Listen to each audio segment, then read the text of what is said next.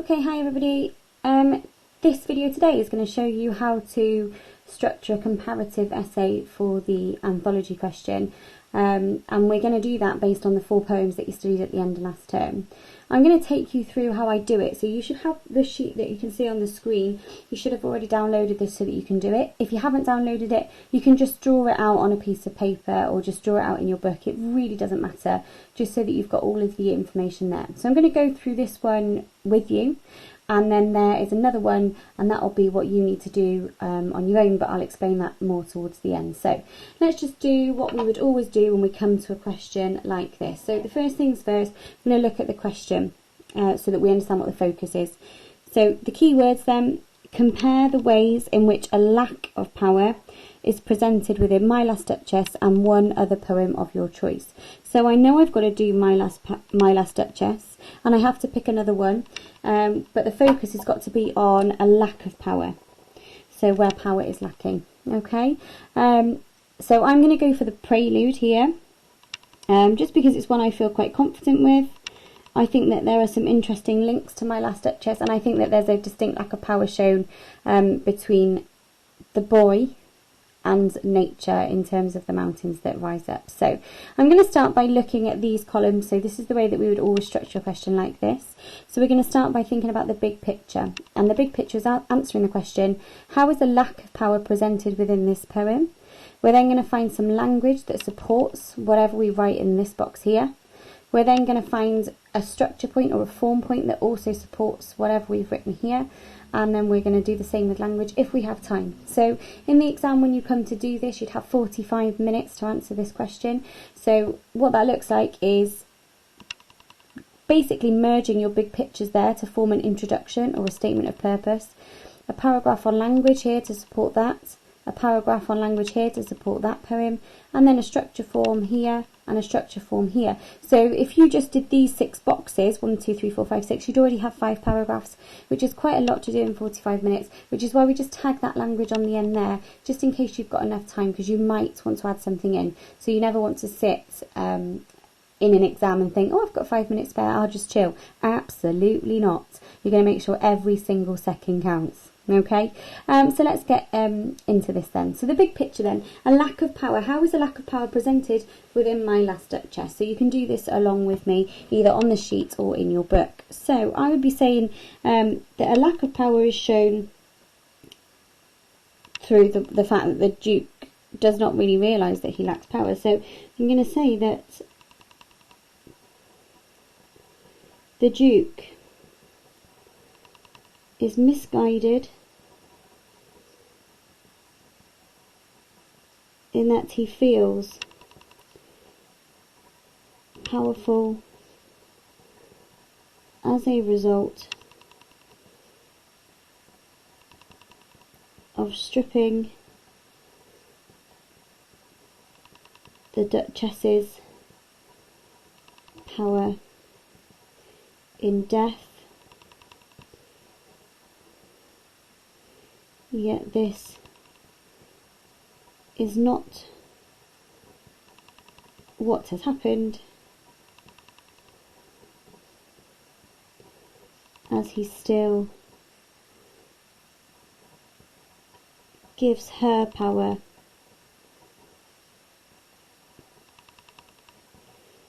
through the presence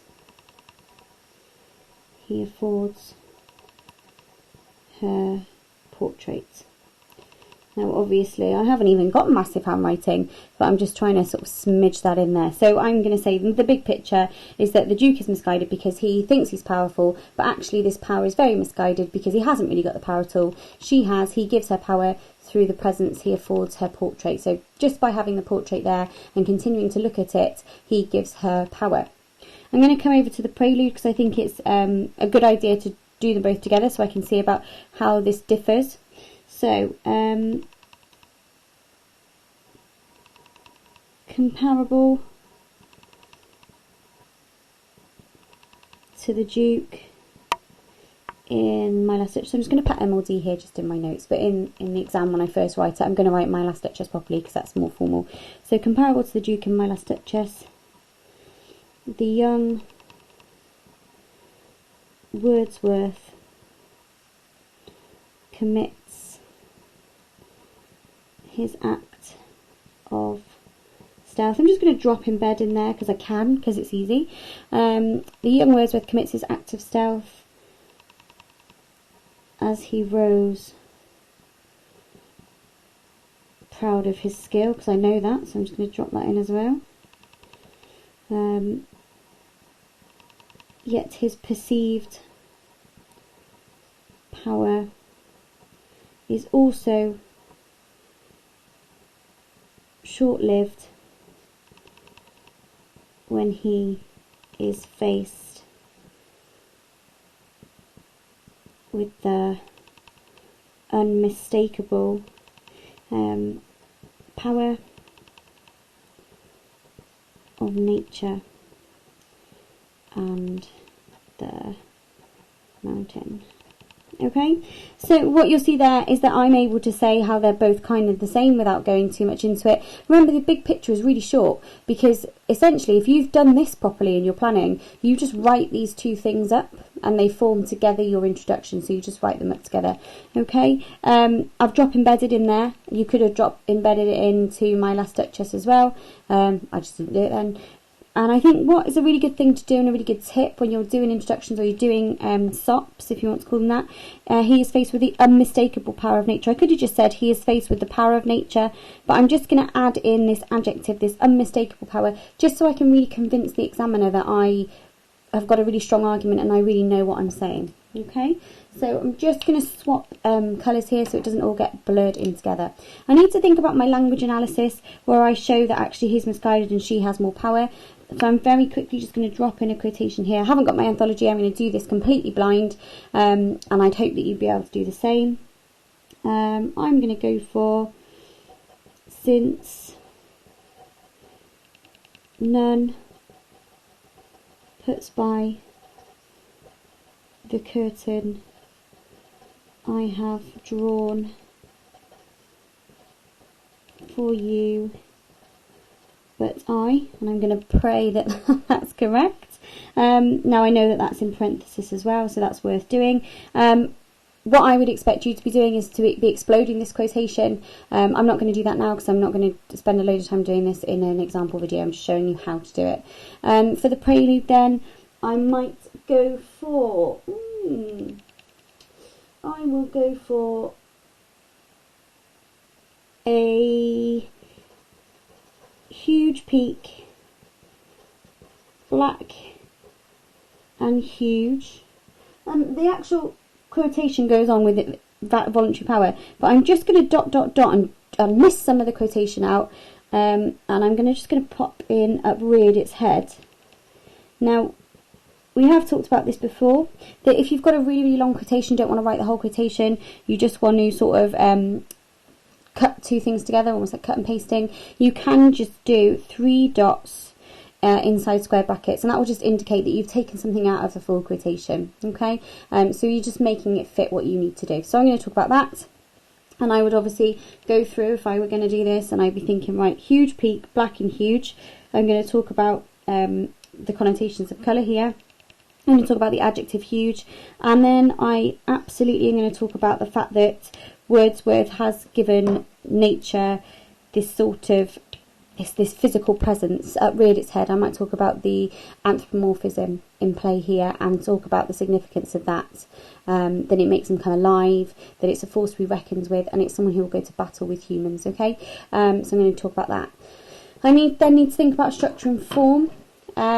In My Last Duchess, I think that probably some of the most significant things that I could talk about. I might talk about the dramatic monologue. I might not dedicate a whole paragraph to this, I might just mention this. I might talk about the dramatic monologue. No one else has opportunity to speak.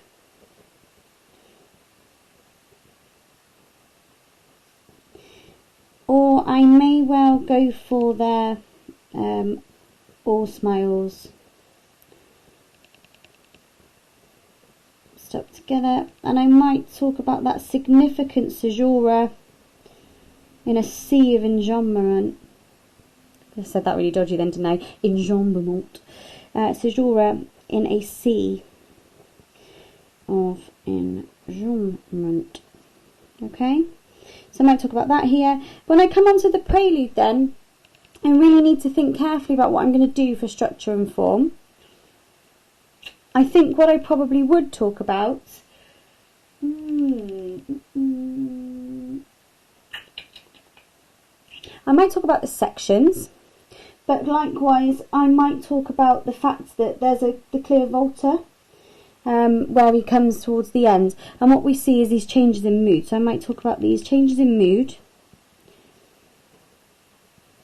I'm going to talk about the trouble pleasure at the start with this oxy. I know that this is language, but oxymoron here, and the fact that this foreshadowed it being trouble to my dreams,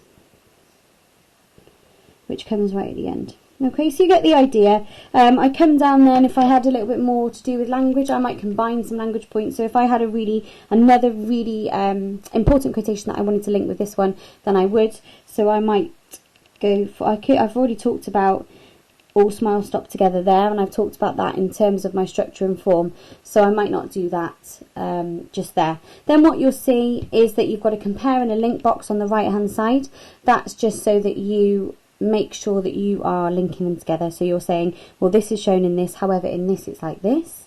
You'll see at the very bottom of your sheet, a little bit of a delay, it says writing your instructions. You're going to practice your introduction.